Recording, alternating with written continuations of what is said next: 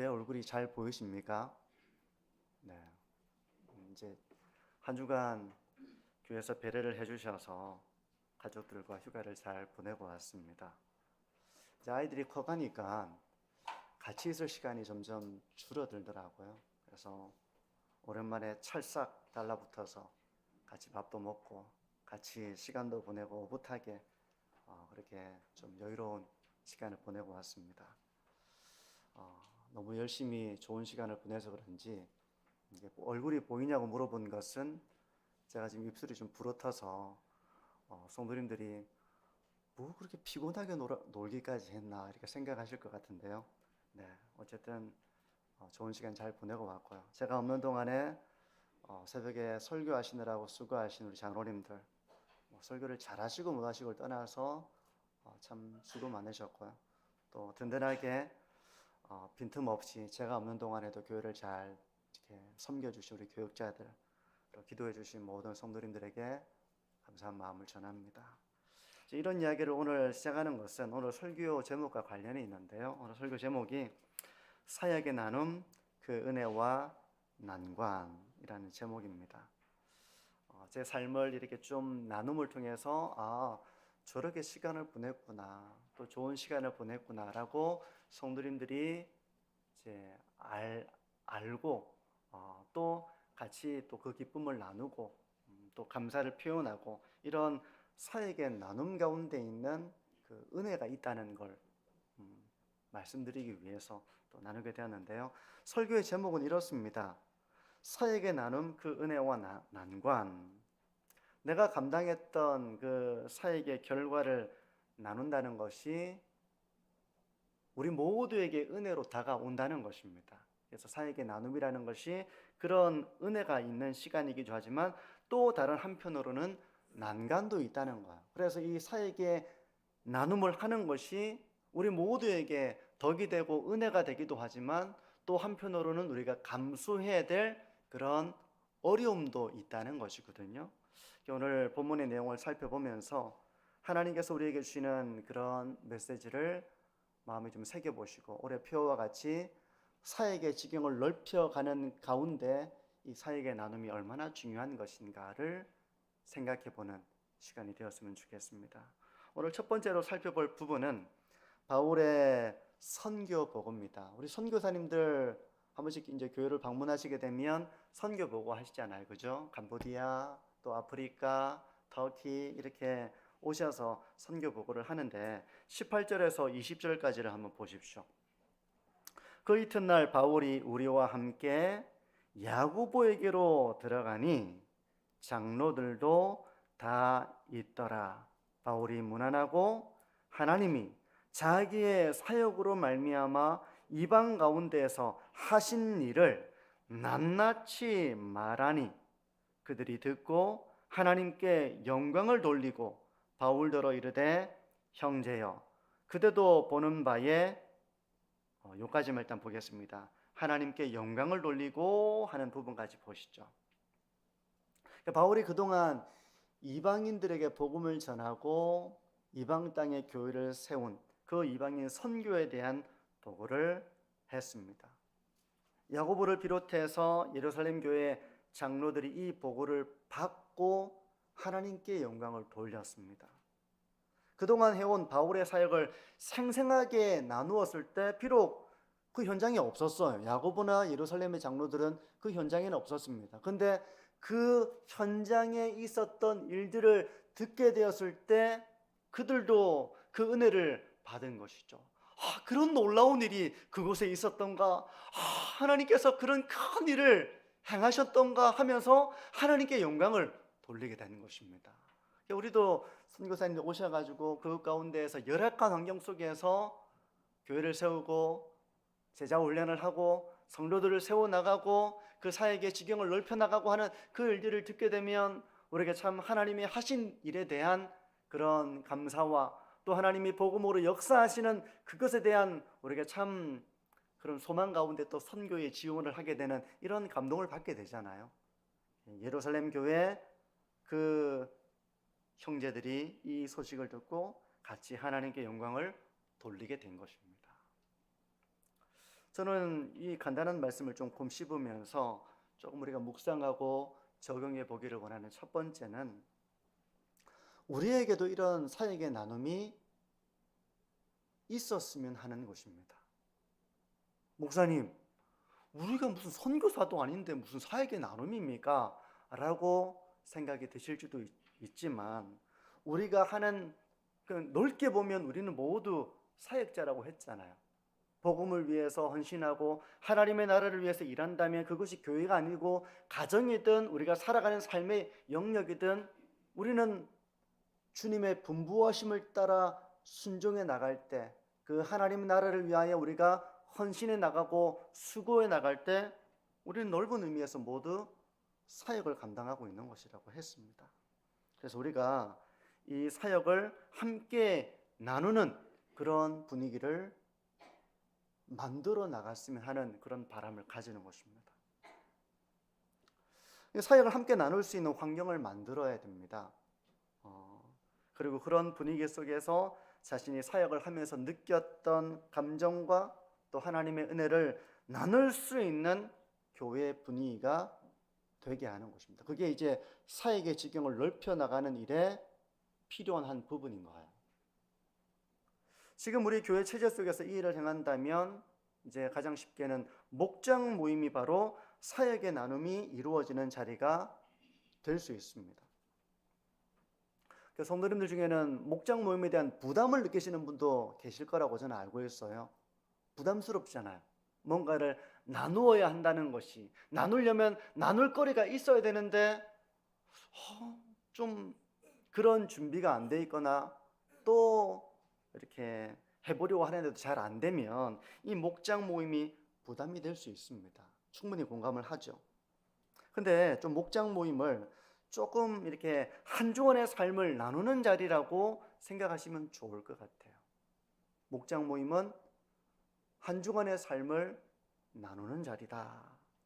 그래서 기도 제목도 나누고요. 요즘 이번 주에 이런 일이 있습니다. 요즘 이걸 두고 기도하고 있습니다. 하고 기도하고 그 짐을 함께 나누어지고 기도 제목을 나누기도 하고요. 또 주일 말씀을 주중에 묵상하면서 이제 깨달았던 그런 점들, 교훈, 그 은혜도 나누는 것입니다.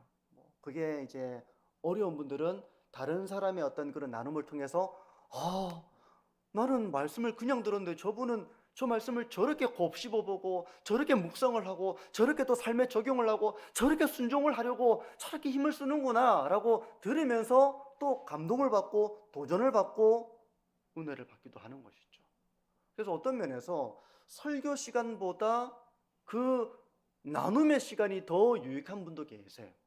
설교 시간에는 이 짧은 시간 동안 설교가 지나가면서 잘 깨닫지 못했던 부분들도 이걸 묵상하고 곱씹었던 분들의 그 나눔과 자기를 돌아보고 참 이런 삶을 살아야 되겠다, 가정에서 내가 이렇게 해야 되겠다라고 적용했던 걸 들으면서 저게 저런 말씀이었어? 라고 새롭게 이 말씀을 보게 되고 나도 깨닫게 되고 하는 이런 일들이 더 구체적으로 이루어질 수 있는 자리가 바로 목장 모임입니다.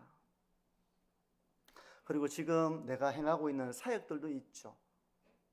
내가 주님의 분부하심을 따라서 순종하고 행하려고 하는 일들이 있을 거예요. 신앙인이라면 그런 삶을 살아갑니다. 그 일에 대해서 하나님의 인도하심을 나누는 그런 자리가 되면 좋겠다고 저는 생각을 합니다. 예를 들어서 우리 교회 이제 주일 사역에 동참하는 많은 분들이 계시잖아요.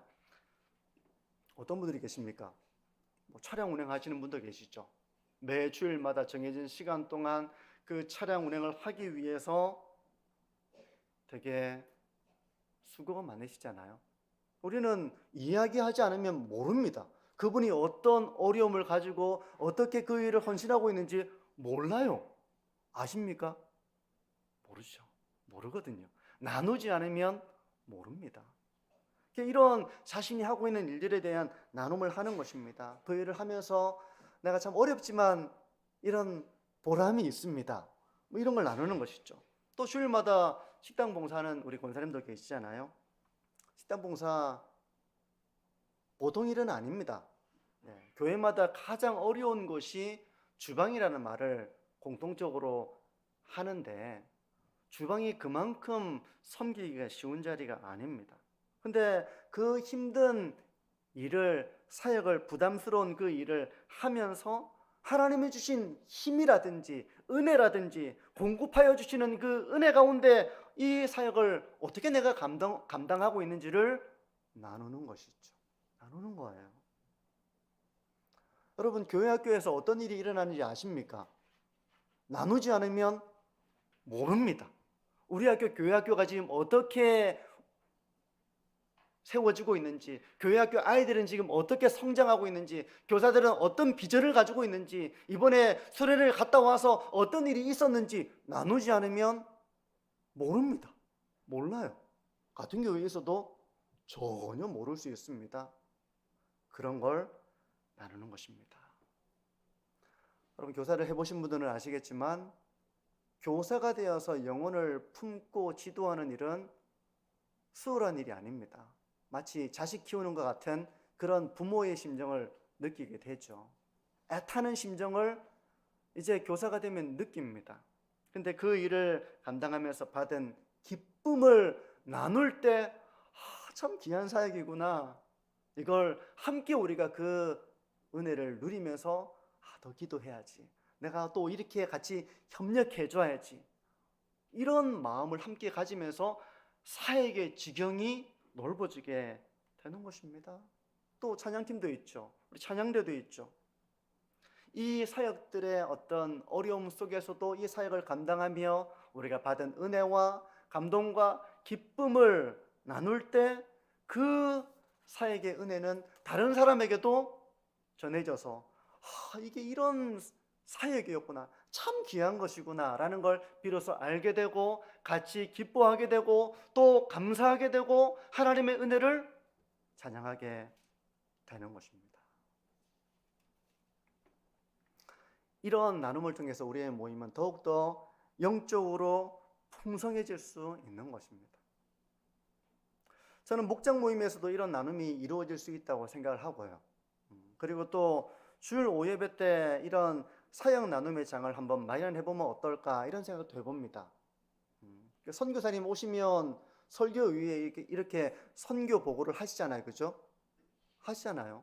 우리 교회에서도 제가 설교를 짧게 하고 나서 선교 보고를 하시는 일이 있는데, 근데 한 번씩 이런 사역 나눔을 해보는 것입니다. 사역에 대한 보고, 이 사역을 하면서 참 이런 어려움도 있었지만 또 이런 은혜도 있었습니다 라고 이런 이 사역의 나눔을 해보는 것입니다. 제가 이걸 해보고 싶었어요. 우리 교회에서 해보고 싶었는데 이 사역의 나눔을 할 분이 너무 이걸 부담스럽게 여기시는 것입니다. 부담스러우니까 하기가 어렵죠. 그래서 이걸 하지 못했습니다. 만약 이걸 앞으로도 하려고 한다면 그런 부담이 있겠죠. 이번 주에는 우리 차량 섬기는 우리 분이 한번 사역에 좀 나눔을 해주시면 좋겠습니다. 다음 주는 우리 교사들 중에 한 분이 좀 사역 나눔을 해주시면 좋겠습니다. 이런 어떤 나눔에 이걸 한다고 그러면 그거를 이제 담당해서 사역에 나눔을 할 분이 부담을 느끼겠죠. 그래서 지금까지 이걸 못한 건데요. 앞으로는 이렇게 사역의 나눔을 우리가 하면서 저게 저런 사역이었구나, 내가 몰랐는데 저런 수고를 하셨구나, 또 저런 수고 이후에 저런 변화가 있었구나, 저런 열매가 맺혀지고 있구나, 이런 사역의 은혜를 나누면서 사역을 알리는 것입니다. 우리가 알지 못하면 기도도 제한되어 있죠.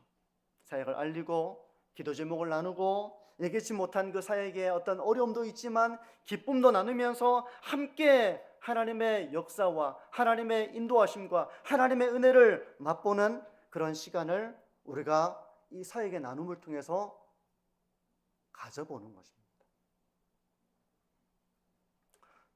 저는 이런 사역의 나눔이 선교사님만 할 수 있는 것이 아니라 우리도 모두 할 수 있는 일이라는 이런 전환과 함께, 생각의 전환이죠. 생각의 전환과 함께 내가 하는 일이 비록 작을지라도 이 작은 일에 하면서 내가 경험했던 거, 내가 기도했던 거, 내가 어려웠지만 하나님의 도우심을 경험했던 일들을 나눌 때 저 사역에 참 수고하셨구나, 아, 참 이런 어려움이 있었구나. 내가 그 어려움에 대해서는 기도해 줘야지. 이런 동력과 그 사역의 은혜를 함께 누리는 일이 될 수 있는 것입니다.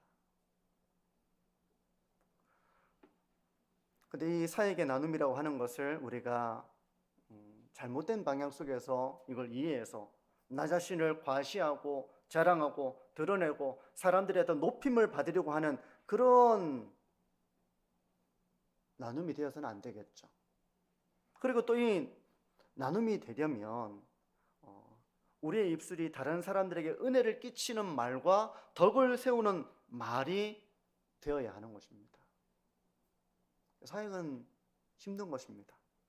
섬기고 봉사하는 것은 힘든 것입니다. 사역의 나눔을 해봅시다 라고 하는데 힘든 것들만 얘기하고 불평만 이야기하고 한다면 그건 덕을 끼치기는 어렵겠죠. 물론 그걸 우리가 사역을 하는 가운데 어려움이 있습니다. 하지만 그 가운데 하나님이 어떻게 나를 도와주셨는지, 내가 어떻게 기도했는지, 하나님께서 어떤 은혜를 주셨는지, 어떤 하나님이 열매를 맺게 하셨는지 여기까지 가는 게 바로 사역의 나눔이에요. 여기까지 나가지 않으면 그냥 불평으로 끝나는 것입니다. 그러면 덕이 되고 은혜가 되지 못하는 것이죠. 성도 여러분, 우리가 이런 나눔을 통해서 하나님을 더욱더 알아가게 되고 하나님의 역사를 사모하게 되고 하나님을 더욱더 사모하게 되는, 그래서 함께 기도하고 함께 동력하고 나도 주님의 일에 이렇게 참여하면서 저런 하나님의 인도하심을 체험하기를 사모하게 되는, 그래서 올해 표어처럼 사역의 지경을 넓혀가게 되는 우리 만천중앙교회가 되어지기를 소망합니다. 저는 이런 나눔들이 우리 가정에서도 있기를 바랍니다. 자녀들과 배우자와 이런 사역의 나눔이 이루어지는 가정의 모습을 상상해 보세요. 다른 얘기가 아니라 내가 이런 일을 하면서 내가 참 어려웠어. 나는 이렇게 기도했었어. 하나님께서 이렇게 나를 도와주셔서 내가 참 잘 감당할 수 있었어. 이런 이야기들이 가정에서 배우자 간 가운데, 부모와 자녀 간 가운데 이루어지는 가정을 한번 생각해 보십시오. 그 가정의 분위기가 어떻겠습니까? 영적으로 세워지는 그런 가정의 분위기가 되겠죠. 이게 첫 번째 오늘 메시지라면요, 간단하죠. 사역을 나누는 것입니다. 내가 사역을 하며 겪었던 어려움과 하나님의 도우심을 나누는 것입니다. 두 번째는 이 사역의 나눔 가운데는 난관도 기다리고 있다는 것입니다. 어떤 난관인가 하면 우리가 사역에 대한 나눔을 했을 때 모든 사람이 그것을 반기지 않을 수도 있다는 거예요. 바울의 경우가 그랬습니다.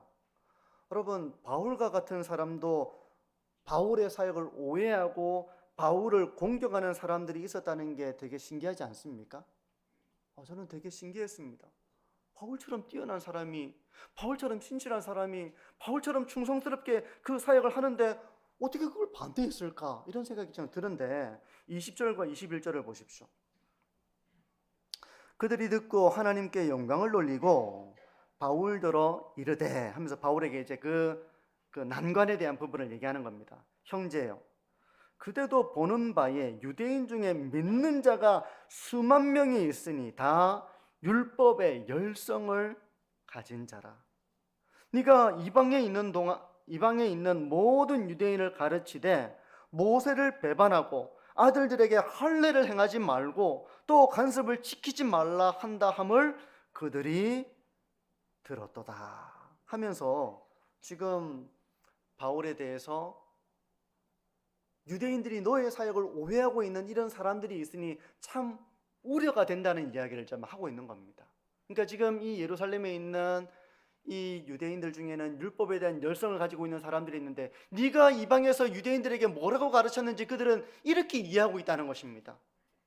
모세를 네가 배반했고 할례를 행하지 말라고 하고 관습을 지킬 필요가 없다, 이런 이야기를 하고 있고 네가 그렇게 가르치고 있다고 이 유대인들은 생각하고 있다라고 말하고 있는 거예요. 그럼 얼마나 우려가 되겠습니까? 이 유대인들이 와서 바울을 어떻게 하겠습니까? 하나님께 영광을 돌린 이후에 이 예루살렘 지도부가 바울에게 이런 말을 하고 있는 것이죠. 한마디로 바울에 대해서 안 좋은 소문이 있다는 것입니다. 너를 공격하는 사람들이 있다는 말을 하는 거예요. 그러니까 이런 사역에 대한 나눔 이후에 하나님께 영광을 돌리지만 그 사역을 반대하고 바울을 오해하고 있는 이 사람들이 너에게 와서 너에게 어떻게 할지 참 그런 염려가 있다, 이런 이야기를 하고 있는 것이거든요. 근데 바울이 정말 모세율법을 배반했는가? 그리고 할례를 행하지 말라고 했는가? 그리고 유대인들이 지켜온 관습이 다 지킬 필요가 없다고 가르쳤는가? 어떻습니까? 사실입니까? 사실이 아닙니까? 사실이 아니라는 것을 이 가운데 계신 분들은 거의 다 아실 겁니다. 바울이 말하고자 하는 핵심이 뭔지를 좀 생각해 보시죠. 핵심이 뭡니까? 핵심은 사람이 구원을 받는 유일한 길은 예수님을 믿음으로 말미암는다는 복음이었습니다. 그게 핵심이에요. 그러니까 율법의 행위로 구원에 이를 수 있는 사람은 단 한 사람도 없다는 이 복음의 메시지. 근데 이게 율법을 지킬 필요가 없다는 말은 아니에요. 비록 율법 구원은 율법을 행함으로 받을 수 있는 것은 아니지만 예수님을 믿음으로 구원받은 사람은 이제 율법을 굳게 세워나가는 삶을 산다는 것이 바울이 전했던 복음입니다. 그래서 로마서 3장 31절은 이렇게 말씀을 합니다. 그런즉 우리가 믿음으로 말미암아 율법을 파기하느냐? 그럴 수 없느니라. 도리어 율법을 굳게 세우느니라. 물론 예루살렘 교회 지도부는 바울의 사역을 오해하지 않았습니다. 하지만 유대 공동체에는 율법의 열성을 가진 율법주의자들이 있었고 이들이 일으킬 논쟁과 그런 갈등을 염려하고 있구나, 이런 걸 짐작할 수 있죠. 그러므로 이 부분은 어떻게 구원에 이르느냐 하는 문제가 아니라 구원받은 제자는 어떻게 살아야 하느냐, 그거가 이제 문제가 관련이 있는 문제죠. 말씀드린 것처럼 바울은 믿음으로 구원받는다고 하여서 율법을 지킬 필요가 없다고 가르치지 않았습니다. 하지만 율법의 열성을 가진 유대 그리스도인들은 복음의 가르침을 깊이 이해하지 못했기 때문에 바울의 사역을 오해한 것입니다. 그래서 예루살렘 교회 지도부인 야고보를 비롯해서 장로들은 이런 오해를 불식시키기 위해서 제안을 하나 하게 되는데요. 23절과 24절을 보십시오. 우리가 말하는 이대로 하라. 서원한 네 사람이 우리에게 있으니 그들을 데리고 함께 결례를 행하고 그들을 위하여 비용을 내어 머리를 깎게 하라. 그러면 모든 사람이 그대에 대하여 들은 것이 사실이 아니고 그대도 율법을 지켜 행하는 줄로 알 것이라. 그 유대인의 관습을 따라서 그런 그 규례를 따라서 네가 행하는 것을 그들이 본다면 네가 율법을 폐하고 관습을 지키지 않는다고 하는 그 오해를 그들이 버리게 될 것이다 라고 하면서 이제 이런 정결 예식과 머리를 깎는 유대인의 관습을 행하도록 하는 것입니다. 그리고 바울은 이런 예루살렘 지도부의 이런 말을 따라서 이 일을 행하게 됩니다. 이것은 이제 바울이 어떤 사람인가를 또 볼 수 있는 한 면인데요. 바울은 이방인들을 얻기 위해서라면 복음의 본질을 깨뜨리지 않는 한 그들의 삶을 따르고자 했습니다. 이방인의 삶을 따르고자 한 거예요. 여러분, 제가 이제 외국에 갔을 때 그들이 이제 식사를 하는데 하나의 그들의 관습은 먹을 때 소리를 내지 않는 거였습니다. 우리는 이렇게 물 같은 거 마시면 어떻게 먹습니까? 뜨뜻한 이렇게 차를 마시면 어떻게 먹습니까? 후루룩 먹잖아요. 우리는 소리를 내서 먹어도 그게 문제가 되지 않습니다. 근데 외국 사람들은, 특별히 이제 이 유럽 사람들은 소리를 내서 먹는 걸 예의가 없다고 느끼는 거예요. 밥을 먹을 때 소리를 내는 것에 대해서. 그래서 그들은 소리를 내지 않고 먹거든요. 그래서 제가 소리를 내서 먹고 있으니까 누가 저에게 사인을 주더라고요. 지금 소리가 나고 있다.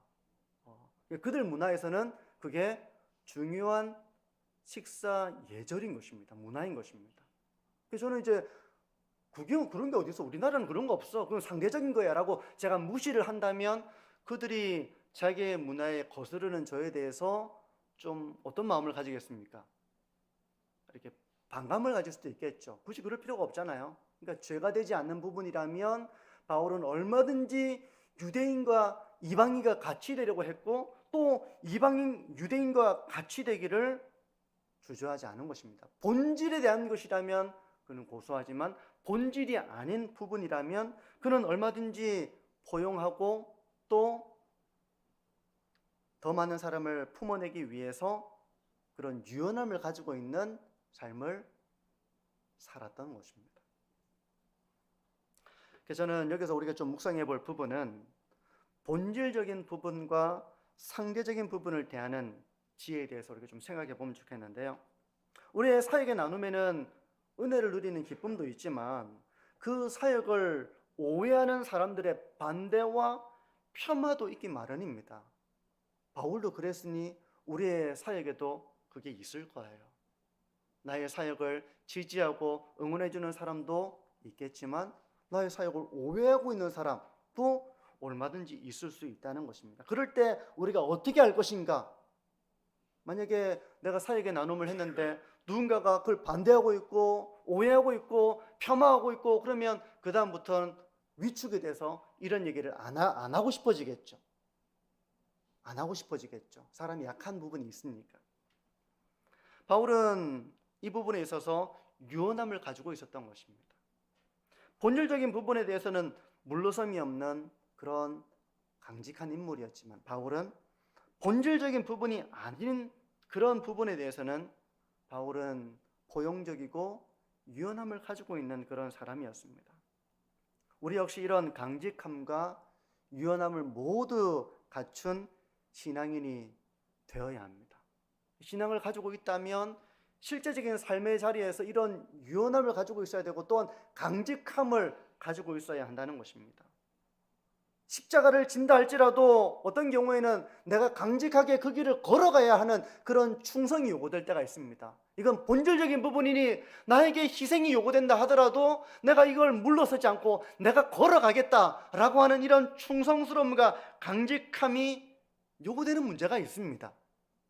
그런가 하면 어떤 문제에 대해서는 더 많은 사람들을 포용하기 위해서 자기를 낮추고 끌어안을 수 있는 그런 마음도 필요한 것입니다.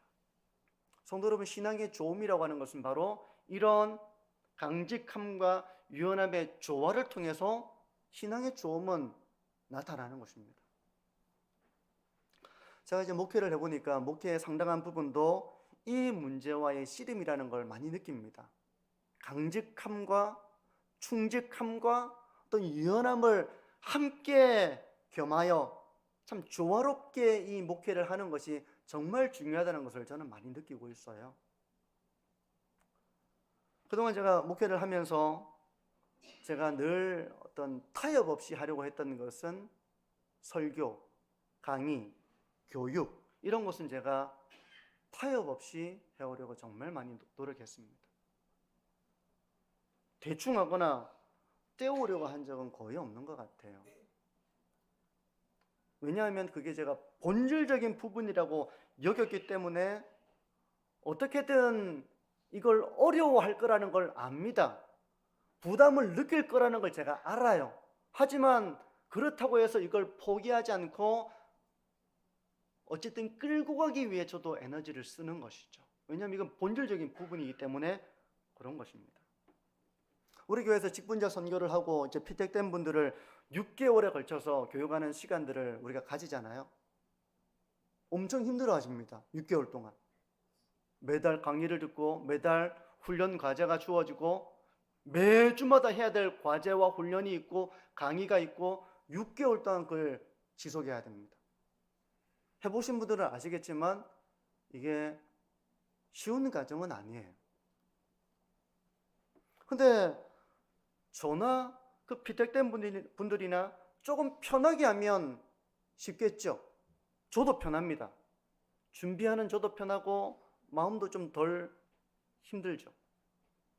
근데 그런 편함보다는 비록 나도 힘들고 피택된 분들도 힘들다 할지라도 최대한 그 시간을 살려서 교육이 되게 훈련이 되게 하는 것이 직분자를 세우는 본질적인 일이라고 생각했기 때문에 그 부분을 타협 없이 해나간 것이고요. 또 피택된 분들이 그 일을 잘 따라주셔서 이렇게 저는 오게 됐다고 생각을 해요.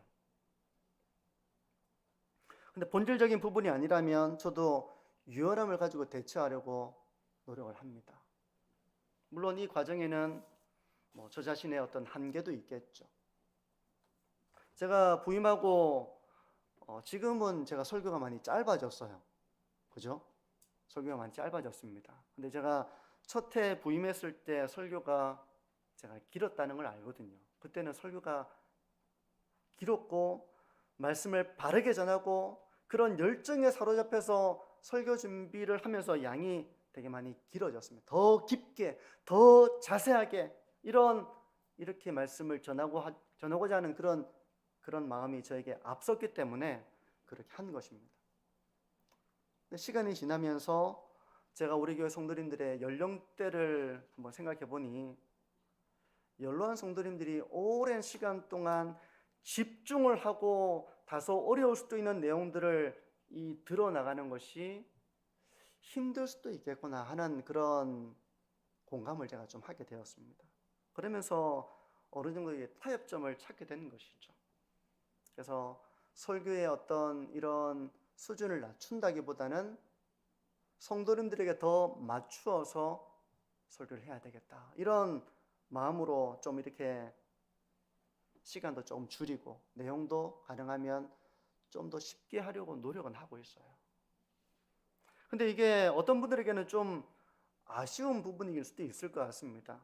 더 깊이 있게, 더 자세하게, 더 그런 깊은 말씀에 대한 사모함을 가진 분들에게는 아쉬운 부분일 수도 있겠다고 생각을 합니다. 하지만 더 많은 분들을 더 포용하고 함께 가기 위한 그런 어떤 지혜로운 타협점이라고 이해를 해주시면 좋을 것 같아요.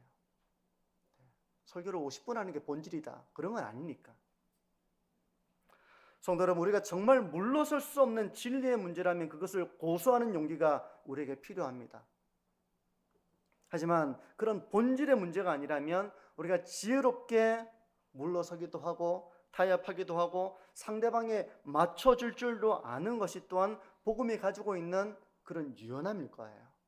또 나의 사역에 대해서 반대하고 오해하고 있는 분들이 있다면 우리가 본질적인 부분이라면 그 오해에도 불구하고 걸어가야 할 그 십자가를 감수해야 될 그런 삶이 필요하지만 그런 것이 아니라면 우리가 얼마든지 자기를 낮추어서 더 많은 사람들을 포용하고 또 함께 가려는 그런 노력과 겸손과 그런 유연함이 우리에게 필요한 것입니다. 이제 말씀을 정리하는데요.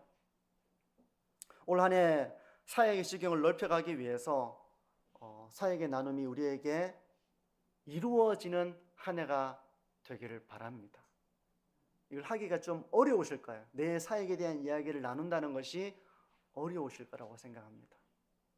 하지만 겸손하게 용기를 가지고 나를 높이기 위해서 과시하기 위한 그런 목적이 아니라 이런 사역의 나눔을 통해서 누군가가 용기를 얻고 힘을 얻고 나도 저런 주님의 사역에 동참해야 되는데 자기를 돌아보게 하는 그런 기도의 마음으로 하는 것이라면 사역의 지경을 넓혀나가는 귀한 그런 도구가 될 줄 믿습니다.